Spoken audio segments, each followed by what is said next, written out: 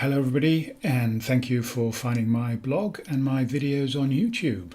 In fact, on YouTube we've just gone through 155,000 downloads and growing every day, so thank you for your support.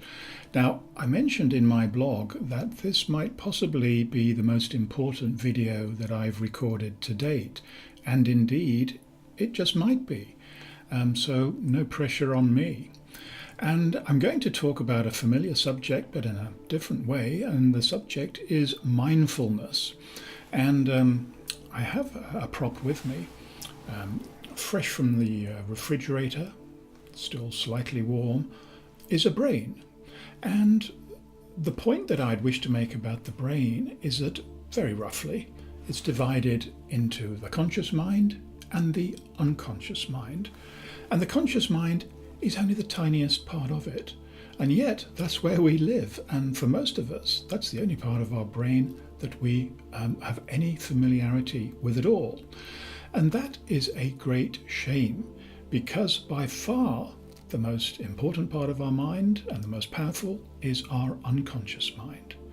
So what if we could tap into even a fraction of its strength? Well, we can, but there are certain things that are stopping us. We can because this is the most valuable organ that we have. Inside here lies the answers to just about any kind of question we can ask ourselves. Inside here lies our creativity, and inside here is what defines us as a person. And I've got another prop with me today as well. And I will just put that there, and I'll explain what it is later. Now, the reason why we find it so difficult to be mindful is because the scientists tell us that we can only think about 7 things at once. So, as soon as you have answered an email or a text message or something like that, or just watch television, those 7 thoughts have been consumed. And we live in this state of conscious arousal now pretty much all the time, apart from when we are asleep, which is why we have difficulty in connecting with the far more powerful thoughts that come from deep within our brain. What can we do about that? Well, did you notice when I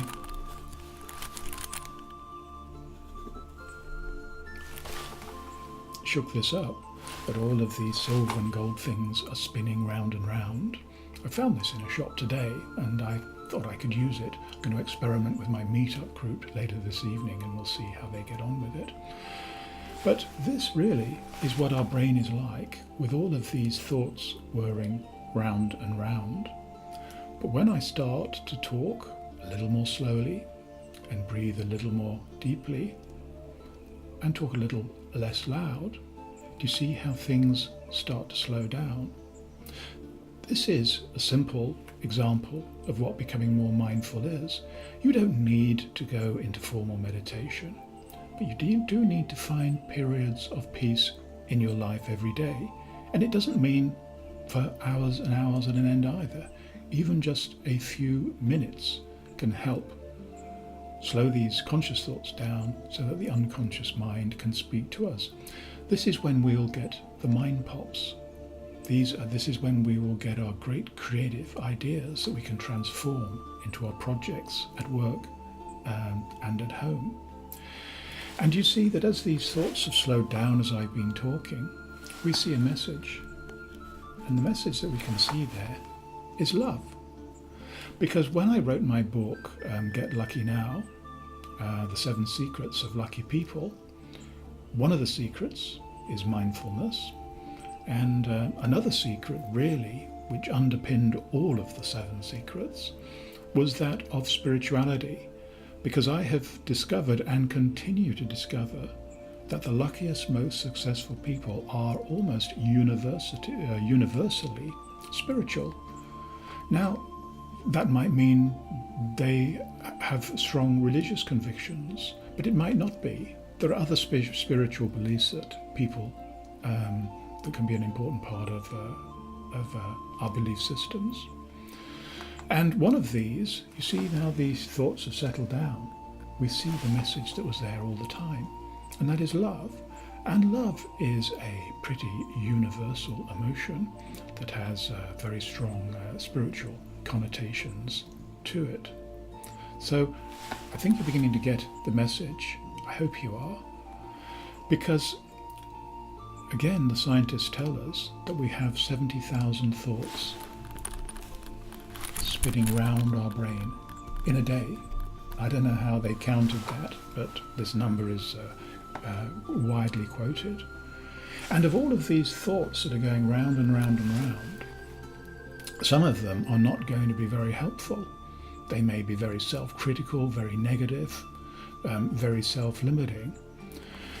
But because they're there, and because they have loud voices, they're the ones that just might flick into our consciousness and then become closer to reality other than just abstract ideas.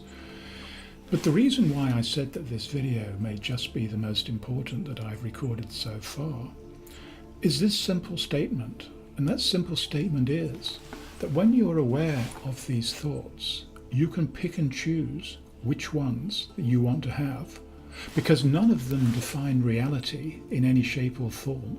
They are abstract ideas. It's only when a thought goes into our consciousness, and this is what our conscious mind is for, that this thought can be developed and can lead to the most incredible successful projects and ideas. So you do have control. You do have some control over which thoughts you let in. As an example, I think it was last week or the week before, I mentioned that public speaking or performing in public is just about the commonest fear that people have. And quite a few people come to talk to me about it. And the first question I ask is, well, before you go on stage or when you're on stage, what are you seeing in your mind? All of these thoughts, what are they? And almost always the people will say, well, I'm imagining these hostile faces, I'm imagining me looking nervous, I'm imagining not being able to find my words, I'm imagining all kinds of things going wrong, and I just can't wait to get off stage and run away back home. Well, if they're going to collect the thoughts like that, then that's what they're going to get.